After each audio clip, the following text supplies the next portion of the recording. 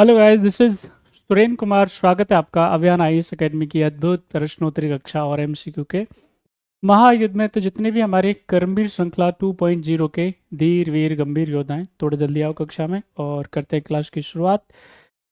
सबका स्वागत है आप सारे महारथियों का। अंकुश, गुड इवनिंग, स्वागत है आपका सर। और याचिका जी, स्वागत है आपका। तानिया, सभी कर्मवीरों का स्वागत है। जितने भी महारथी कक्षा में हैं, सबका स्वागत है। स्वागत है आपका ज्योति जी। मेरी आवाज़ आ रही है? आप सबको सुन पा रहे हैं आप?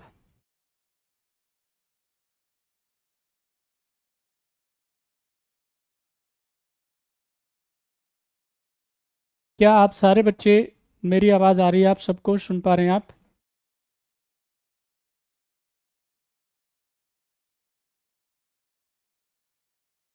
बताओ कैसे हैं आप सब और कैसी चल रही है पढ़ाई आपकी? थोड़ा जल्दी कमेंट करें भाई।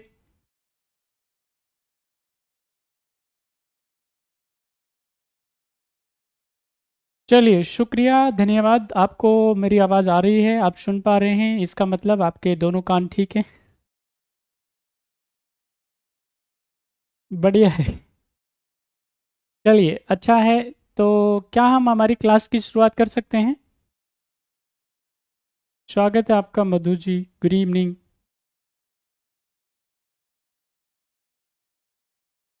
चलिए, अब जितने भी महारथी कक्षा में आ गए हैं, एक बार फिर से आप सबका स्वागत है और हम हमारी क्लास को करते हैं स्टार्ट। क्वेश्चन नंबर 1 आपकी स्क्रीन पे।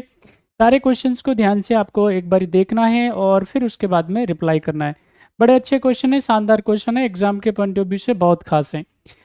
ये ऑलमोस्ट ऑलमोस्ट क्वेश्चंस किसी न किसी एग्जामिनेशन में पहले पूछे जा चुके हैं, है ना। और बाकी अपकमिंग एग्जामिनेशंस में भी घुमा फिरा करके यहाँ से सवाल पूछे जाएंगे।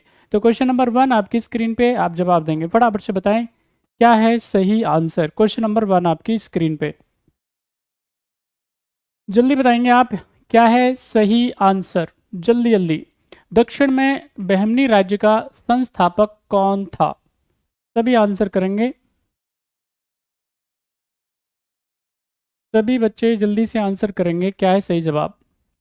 मलिक अंबर, हसन गंगू, मोहम्मद दीवान और सिकंदर शाह।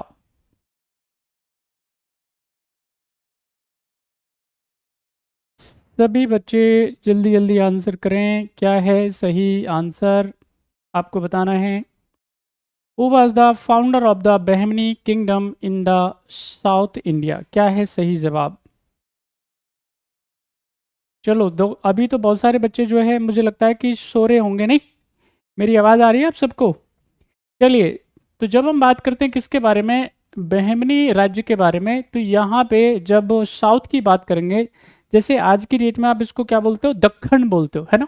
तो दक्खन में क्या क्या है, गोलकुंडा शामिल होगा इसमें, आपको बीदर का एरिया शामिल होगा, बरार के क्षेत्र शामिल होंगे। ठीक है, ये तमाम क्षेत्र किसके अंदर शामिल है, ये बहमनी साम्राज्य के हिस्सा हुआ करते थे। ठीक, सॉरी, ये शामिल हुआ करते थे विजयनगर साम्राज्य में। तो अभी हम जब बात करेंगे दक्षिण में, ये बहमनी साम्राज्य की स्थापना का संस्थापन कौन करता है, इसको कौन एस्टेब्लिश करने का काम करता है, तो यहाँ पे याद रखना है आपको, मोहम्मद अहमद शाह के नाम से हम कई बार इसको जानते हैं, याद रखना है। यहाँ पे बहमन शाह भी बोलते हैं, अहमद शाह भी बोलते हैं, लेकिन इसका जो पॉपुलर नाम है वो क्या नाम है, उसका नाम है हसन गंगू। तो हसन गंगू क्या है, ये व्यक्ति का नाम है। इसका जो पहले नाम होता है, इसको हम लोग, इसका नाम है जफर खां।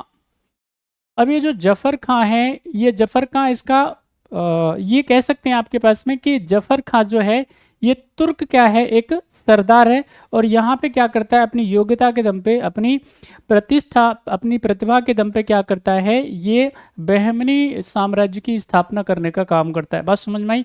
यहाँ पे जो टाइटल है उसकी, ठीक है, यानी इसका जो पॉपुलर नाम है वो तो है हसन गंगू, और इसको यहाँ पे अहमद शाह, जिसको हम लोग बात बोलते हैं बहमनी के नाम से, तो वो क्या है, उसका टाइटल है, ना कि उसका नाम। तो नाम इसका क्या है, पुराना नाम है जफर खां और इसका पॉपुलर नाम है हसन गंगू। बात समझ में आ रही?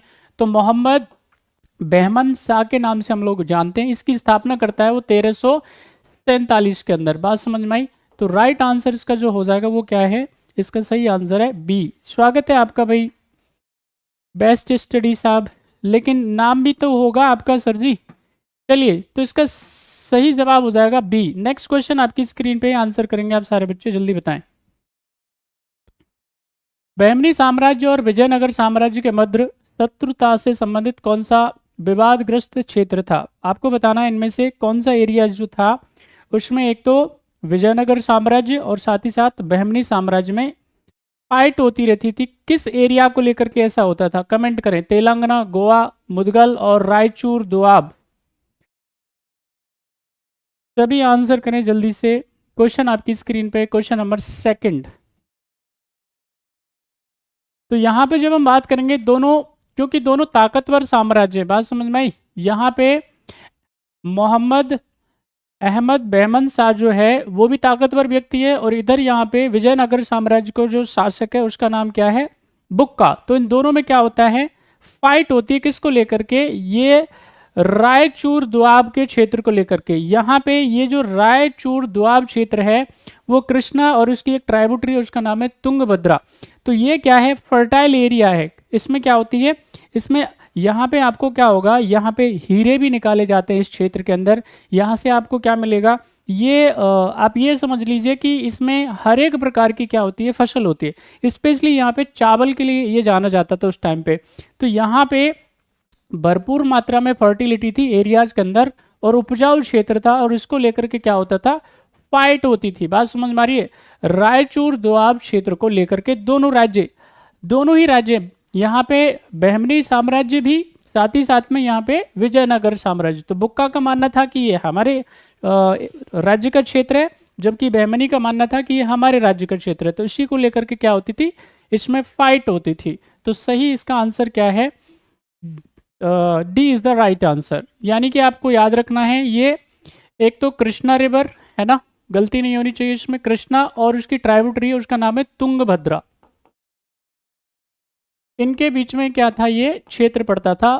ठीक है कि नहीं? तो राइट आंसर है इसका, D is the right answer. Next question का आंसर करेंगे आप। क्या है सही जवाब? फटाफट फटाफट आंसर करो। आपको बताना है किस बहमनी शासक ने योजना और वास्तु के लिए प्रसिद्ध शहर फिरोजाबाद की नींव रखी थी? सही आंसर बताइए क्या होगा? ताजुद्दीन, फिरोज, शहाबुद्दीन, अहमद प्रथम, मोहम्मद प्रथम, अलाउद्दीन द्वितीय। क्या है सही आंसर? ताजुद्दीन, फिरोज, शहाबुद्दीन, अहमद और मोहम्मद फर्स्ट और अलाउद्दीन। क्या है सही आंसर? क्वेश्चन नंबर थर्ड का आंसर करें जल्दी से।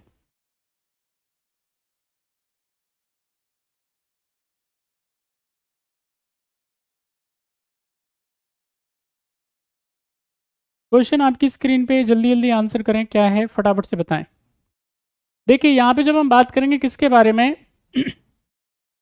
ये फिरोजाबाद जो है, इस फिरोजाबाद की स्थापना करी जाती है किसके द्वारा? ताजुद्दीन फिरोज के द्वारा। यहाँ पे ये जो फिरोजाबाद है उसको बनाया जाता है कहाँ पे? भीमा नदी के किनारे पे। बात समझ में आ रही? भीमा नदी के किनारे पे इसको क्या किया जाता है? बनाया जाता है। इसको उसी तर्ज पे बनाया जाता है जिस तर्ज पे अकबर क्या करता है? फतेहपुर सीकरी का क्या करता है? निर्माण करता है। फतेहपुर सीकरी जो आप जानते हैं, जो कि कहाँ है? उत्तर प्रदेश में। मान के चलिए कि लगभग आगरा और भरतपुर के बीच में ये पड़ते हैं फतेहपुर सीकरी। तो उसी की तर्ज पे क्या किया जाता है? फिरोजाबाद का निर्माण किया जाता है यहाँ पे भीमा नदी के किनारे पे। और कौन करता है? सब अच्छे से जानते हैं आप, और नहीं जानते तो समझ लीजिए। यहाँ पे ताजुद्दीन। और ताजुद्दीन के बारे में बात करते हैं तो ताजुद्दीन क्या है? ये सिंहासन पे बैठता है कब? 1397 में, और 1422 तक ये शासन करता है। यहाँ पे आप कहेंगे कि ये जो ताजुद्दीन, अगर हम बात करें फिरोज के बारे में, तो ये क्या है? पढ़ा लिखा व्यक्ति है ना, विद्वान व्यक्ति है। और इसने क्या किया? अलग अलग जो विद्वान लोग हैं ईरान से, इराक से, वो यहाँ पे उनको इनवाइट किया। यही वो एक खास व्यक्ति आप समझ लीजिए जिसने क्या किया?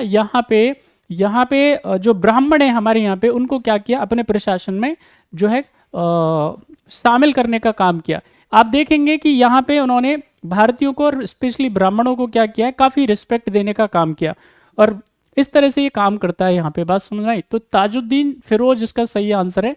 फिरोजाबाद की स्थापना करने का काम करता है। नेक्स्ट क्वेश्चन आपकी स्क्रीन पे, क्वेश्चन नंबर 4। फटाफट फटाफट आंसर करें। क्या है सही जवाब? विजयनगर साम्राज्य में तेलुगु कविता के पितामह की उपाधि से किसे सम्मानित किया गया था? फटाफट से बताएं।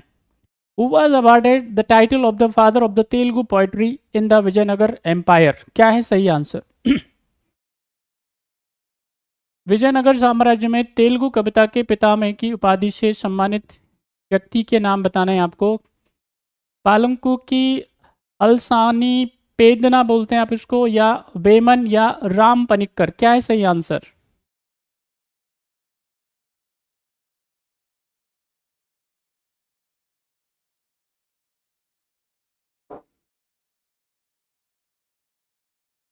तो इसका जो सही आंसर है भाई वो है, the right answer is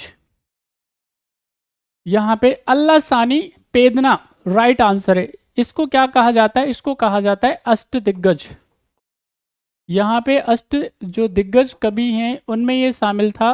Krishna देव राय के महत्वपूर्ण कवियों में से ये माना जाता था और कृष्ण देव राय इनका खूब सम्मान करते थे, ठीक है कि नहीं? तो उनके क्या माना जाता था, आप इनको मान लीजिए, इनको काफ़ी रिस्पेक्ट मिलती थी। कहाँ पे? कृष्ण देव राय के दरबार के अंदर। बात समझ में आई? तो राइट आंसर यहाँ पे अल्लाह सानी पेदना है। B is the right answer, जिसको क्या कहा जाता है? तेलुगु पोइट्री के पितामह के तौर पे, ठीक है, दादाजी के तौर पे इनको जाना जाता है। तो राइट आंसर अल्लाह सानी पेदना साहब। ओके, नेक्स्ट क्वेश्चन आपकी स्क्रीन पे है, आप जवाब देंगे। क्वेश्चन नंबर 5 का क्या है सही जवाब? क्वेश्चन है, आपको बताना है 1336 में यानी 1336 में दक्षिण भारत में विजयनगर की स्थापना किसके द्वारा की जाती है? सब आप जानते होंगे, आप सही आंसर कर दीजिए, क्या है सही जवाब? Who founded Vijayanagara in the south India in 1336? जल्दी जल्दी आंसर करें। बीर बल्लाल, हरिहर और बुक्का, कृष्ण नायक, देवराय और विजय। जल्दी बताएं क्या है सही आंसर। चलिए, यहाँ पे जब हम बात करेंगे विजयनगर साम्राज्य की स्थापना के बारे में, तो विजयनगर साम्राज्य जो है इसकी स्थापना की जाती है 1336 में। दो भाइयों ने, ये सैफर्ड ब्रदर्स के नाम से हम लोग जानते हैं इनको, सैफर्ड ब्रदर के नाम से जानते हैं, ठीक है कि नहीं? एक का नाम है हरिहर और बुक्का। इसमें यहाँ पे बुक्का पहले होता है और हरिहर बाद में होता है। बात समझ में आ रही है? यानी 1336 से लेकर के 1356 तक यहाँ पे कौन? बुक्का राज्य करेगा, और 1356 से लेकर के 1377 तक क्या है? हरिहर इसमें क्या करेगा? फाइट राज्य करेगा। बात समझ में आई? यहाँ पे बहमनी साम्राज्य के साथ में जो फाइट की शुरुआत होती है वो किसके समय पे होती है? बुक्का के साथ में होती है ना। तो ये क्या करते हैं आप समझ लीजिए, यहाँ पे विजयनगर साम्राज्य की स्थापना करी जाती है तुंगभद्रा नदी के किनारे पे। बात समझ में आई? और इसकी राजधानी होती है क्या? हम्पी। हम्पी क्या है? आज की डेट में बहुत ही बढ़िया शहर है, शानदार शहर है, ठीक है। लगभग आज की डेट की बात करेंगे तो यहाँ पे आप मान के चलिए कि कर्नाटक के आसपास के क्षेत्र इसमें शामिल हैं। Right answer is B is the right answer. स्वागत है भाई आपका निखिल जी, जय Siya Ram. Next question, question number आपकी स्क्रीन पे, क्वेश्चन नंबर 6। जय सिया राम निखिल, करो आंसर जल्दी से। विजयनगर आपको बताना, विजयनगर राजवंश की राजधानी हम्पी किस नदी के किनारे थी?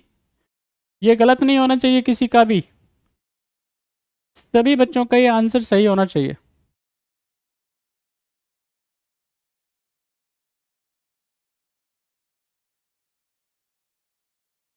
चलो, और बहुत सारे महारथी तो क्लास में ही नहीं, आज मुझे लगता है ज़्यादा पढ़ाई हो रही है, नहीं? चलिए, जब तक आप अगर टेस्ट नहीं देंगे तो फिर क्या है, पता नहीं चलेगा आपकी पढ़ाई लिखाई कैसे चल रही है। और यहाँ पे जो भी जवाब देंगे आप पूरी ईमानदारी से दिया करो ना। आपको कोई नहीं देख रहा है ना? आप देख रहे हैं और ईश्वर देख रहा है, तो इसमें क्या है, गलती नहीं होनी चाहिए किसी भी प्रकार की। और रेगुलरिटी के साथ में आपको क्लासेस मुझे लगता है अटेंड करनी चाहिए, ठीक है। यहाँ पे आपको अपना जो ज्ञान है, जो भी आपने पढ़ाई लिखाई करी है वो तो पता चलेगा ही, नए क्वेश्चंस भी आपको यहाँ से पता चलते हैं। कहाँ, किस कमीशन में, कौन से एग्जामिनेशन में कौन से सवाल पूछे जा रहे हैं, वो सब हम इधर आपके साथ में शामिल करते हैं। और साथ ही साथ में जितनी बेस्टेस्ट एक्सप्लेनेशन हो सकती है, जितनी शॉर्ट एक्सप्लेनेशन हो सकती है, हम आपके साथ इधर शेयर करते हैं। ये मिलेगा नहीं एक्चुअली कहीं पे भी आपको, है ना। तो मुझे लगता है कि आपको जितने भी बच्चे जो कक्षा में अभी नहीं है उन सबको क्या है क्लास करना चाहिए रेगुलरिटी के साथ में, अगर सिलेक्शन चाहिए तो। भैया सिलेक्शन के लिए तो पढ़ना पड़ेगा, और कोई दूसरा तरीका नहीं है, हार्ड वर्क करना पड़ेगा, है ना। सब्जेक्ट थोड़ा सा क्या है, इतिहास को सब्जेक्ट को बोरिंग इतिहास का इसको कहा जाता है, सब्जेक्ट कहा जाता है ना, हिस्ट्री को बोरिंग सब्जेक्ट कहा जाता है। लेकिन अगर आप इसको क्या करो, देखो ना, जा करके पढ़ो आप आराम से, और पता करो कि दुनिया ने हमारे साथ में क्या क्या किया है, ब्रिटिशर्स ने हमारे साथ में क्या किया है ना, हमारे साथ हुआ क्या है। आप उसको अगर फाइंड आउट करेंगे तो पता चलेगा कैसे हमारे इतिहास के साथ में हमारे जितने भी धर्म ग्रंथ हैं उसके साथ छेड़छाड़ की जाती है, कैसे हमको क्या किया जाता है, हमारे प्रति हीन भावना से भर दिया जाता है ना। हमारे नज़रों के सामने किस प्रकार से एक कह सकते हैं कि एक ब्लैक कर्टेन हमारे सामने क्रिएट कर दिया जाता है कि हम अपने आप को ही जान नहीं पाते। हमको अभी अपने आप को ही जानना पड़ता है, हमको नहीं बताया जाता है कि हमारे पूर्वज पहले कैसे थे, हमारे पास क्या योग्यता है, तमाम चीज़ें हमको नहीं पता। तो अगर आप इतिहास पढ़ेंगे तो तमाम चीज़ें पता चलेंगी, है ना। और फिर इस तरह से हमको हिस्ट्री सिर्फ और सिर्फ एग्जाम के पॉइंट ऑफ व्यू से थोड़ी ना पढ़नी होती है। एग्जाम तो छोटा सा पार्ट होता है, little bit part of your life. क्या पता आप जो सोच रहे हो कि भाई हमको आईएएस बनना है, या हमको कहीं पे कोई इंस्पेक्टर लगना है, या किसी और नौकरी में जाना है, क्या पता अगर आपने ठीक ठाक तरीके से चीज़ों को अगर समझ लिया तो क्या पता आप जाकर के उस पर्टिकुलर डिपार्टमेंट के हेड ही बन जाएं, आप मिनिस्टर बन जाएं, क्या पता जीवन में कहाँ पहुंच जाएं आप। सारी कहानी आप जानते हैं कि ज्ञान से होती है, नॉलेज से होती है, और अगर सटीक नॉलेज मिल जाए, जानकारी मिल जाए, तो कब कौन व्यक्ति कहाँ पहुंचाएगा पता नहीं चलता है। इसलिए आप जो भी पढ़ें अप्रोप्रिएट तरीके से ही पढ़ें, आप अपने जीवन के लिए पढ़ें, आप सिर्फ और सिर्फ इसके लिए ना पढ़ें आपकी कि आपको कोई एग्जामिनेशन देना है। आपको कम से कम 40 से 50 साल व्यतीत करने हैं यहाँ पे, कम से कम, है ना। इतना आसान नहीं है जीवन। क्या करना पड़ेगा, अगर आप 40 से 50 साल अगर आपको जीवन यहाँ पे बिताना है तो सोच के चलिए कि आप बिना नॉलेज के बिना ज्ञान के तो बिता नहीं सकते, है ना। घर में तो बैठ नहीं सकते, है ना। लगातार चीज़ें इधर उधर आपको देखने को मिलेंगी। तो क्या करें, आप अपनी नॉलेज को बढ़ाएं, अपनी हर प्रकार की नॉलेज को, इतिहास की नॉलेज को, साथ ही साथ में अर्थव्यवस्था की, इकोनॉमी की नॉलेज को, साइंस की नॉलेज को बढ़ाएं आप, है ना। पॉलिटिकल साइंस की नॉलेज को बढ़ाएं आप, सोशोलॉजी की नॉलेज को बढ़ाएं, हर प्रकार की नॉलेज को बढ़ाएंगे तो आपको जाकर के कहीं ना कहीं जीवन में क्या मिलेगी, आसानी मिलेगी, और कुछ ना कुछ हो सकता है आपको ऊंचा पद मिल जाए। जो जितना नॉलेजेबल होगा उसको उतना ही बड़ा पद दिया जाने वाला है, उतनी जिम्मेदारी दी जाने वाली है, ये ध्यान रखें आप। अगर आप लिटिल बिट पढ़ाई करेंगे तो आपको हो सकता है, क्योंकि सोच लीजिए जितना बड़ा चाहिए पद आपको उतनी ही बड़ी जिम्मेदारी, उतना ही ज्ञान, उतनी ही नॉलेज, बात समझ में आई। और अगर आप ये नहीं एक्वायर कर रहे हैं तो फिर आपको कैसे पद दिया जा सकता है। योग्यता के साथ सारी चीजें आती है ना, योग्यता के साथ ही पद आता है, डेजिग्नेशन आती है। तो इस पर जरूर काम करें आप। चलिए, यहाँ पे सवाल था आपसे, विजयनगर राजवंश की राजधानी हम्पी किस नदी के किनारे थी। तो आप सबको अभी थोड़ी देर पहले हमने बताया था, तुंगभद्रा नदी के किनारे, जो कि कृष्णा नदी की क्या है, एक ट्राइब्यूटरी है, यानी कि उसकी यह एक सहायक नदी है। तो यहाँ पे हम्पी की क्या की स्थापना, तो डी इसका सही आंसर है। नेक्स्ट क्वेश्चन का आंसर कर दें आप। क्वेश्चन आपकी स्क्रीन पे, क्वेश्चन नंबर 7, फटाफट से बताएं क्या है सही आंसर क्वेश्चन नंबर 7 का। विजयनगर साम्राज्य में भूमि राजस्व को क्या कहा जाता था। सारे बच्चे आंसर करें। आपको बताना है विजयनगर साम्राज्य में जो भूमि राजस्व के तौर पे ली जाती थी उसको क्या कहा जाता था, जल्दी बताएं। 58 शिष्ट, इसको कई बार क्या है, अष्टवन बोलते हैं ना, अष्टवन। चलिए, और शिष्ट, भोग और उपकर, क्या है सही आंसर।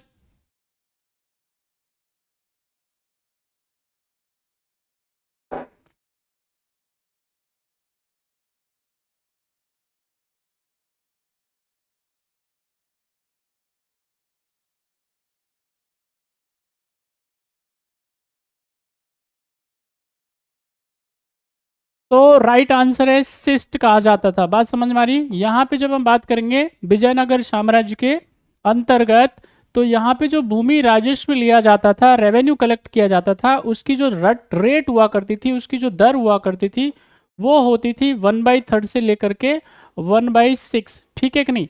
और यहाँ पे क्या है, उसको कहा जाता था शिष्ट कहा जाता था, ठीक है कि नहीं।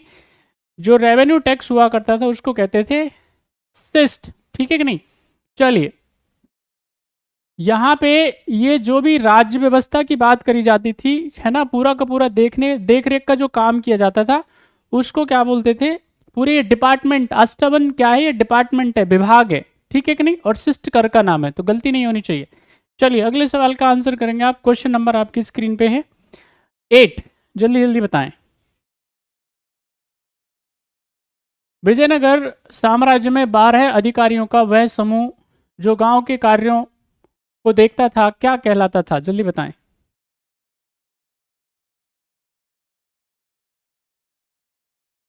सभा, नायक, आयंगर और प्रधानी क्या बोलते थे? जल्दी बताइए सारे बच्चे। The group of 12 officers in the Vijayanagara empire who looked after the affairs of the village was called, क्या बोलते थे उसको? सभा, नायक, आयंकर और प्रधानी।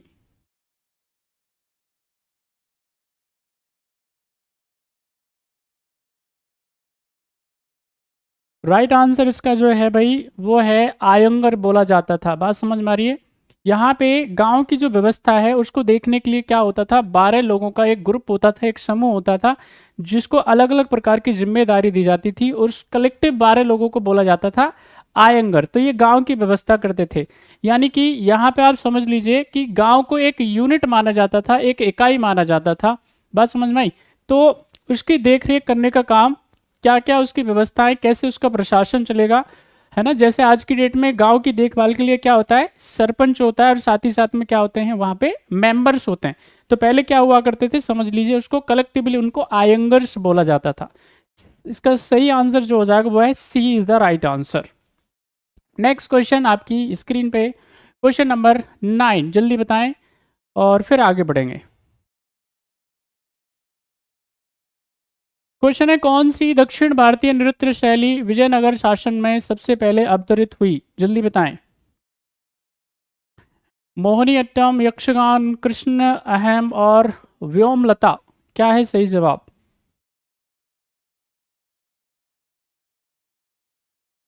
विच South Indian dance form was first introduced during the Vijayanagara rule? Mohiniyattam, Yakshagana, Krishnattam और व्योमलता।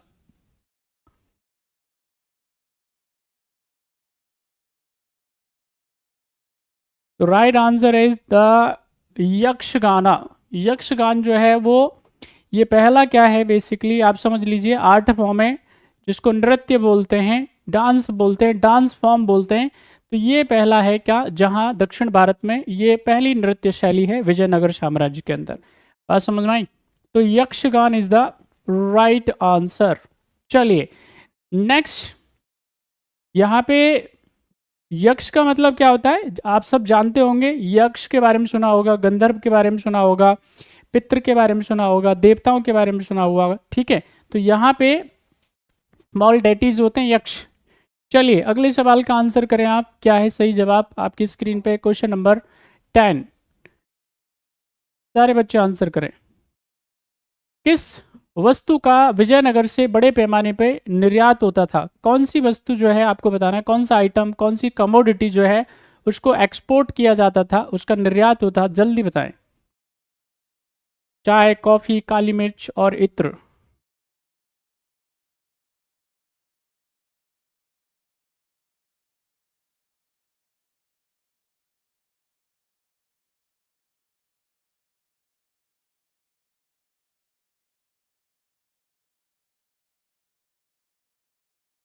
चलिए बढ़िया है। यहाँ पे काली मिर्च जो है बेसिकली वो सबसे ज़्यादा क्या होती थी, एक्सपोर्ट की जाती थी यहाँ से, ठीक है कि नहीं, कहाँ से? विजयनगर साम्राज्य से। इसके अलावा आप देखेंगे तो यहाँ पे काली मिर्च के अलावा यानी ब्लैक पेपर के अलावा क्या क्या होगा, इधर आपको शोरा है कि नहीं, वो यहाँ से क्या किया जाता था, एक्सपोर्ट किया जाता। वस्त्र जो है कॉटन यहाँ से क्या किया जाता था, एक्सपोर्ट किया जाता था। और अगर हम बात करेंगे यहाँ पे इंपोर्ट क्या क्या किया जाता था, तो जैसे ईरान है, इराक है, तो वहाँ से क्या किया जाता था, कई सारी चीज़ें मंगाई जाती थी। उनके अंदर क्या होता था, युद्ध के घोड़े, जो युद्ध में इस्तेमाल होते थे घोड़े, वो मंगाए जाते थे। यहाँ पे सोना मंगाया जाता था, लोहा मंगाया जाता था, लोहा यहाँ से निर्यात भी किया जाता था, है ना। तो हीरा यहाँ से निर्यात भी किया जाता था, मंगाया भी जाता था।